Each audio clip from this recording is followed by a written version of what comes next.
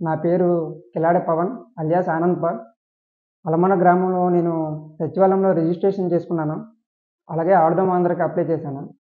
అక్కడి నుంచి జామ మండలం, అలాగే నియోజకవర్గం, డిస్ట్రిక్ట్, స్టేట్ వరకు వెళ్ళగలిగాను.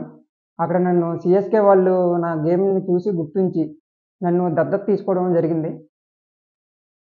నెక్స్ట్ మన సీఎం గారు నోటంట కూడా నా పేరు పలికారు. దానికి నేనైతే చాలా హ్యాపీగా ఫీల్ అవుతున్నాను. నేను ఇంతవరకు రావడానికి కారణం ఏంటంటే, మా విలేజ్‌లో జస్ట్ ఒక విలేజ్ మాది గ్రామం. గ్రామంలో గల్లీ క్రికెట్ ఆడుకుంటూ ఉండేవాళ్ళం మేము.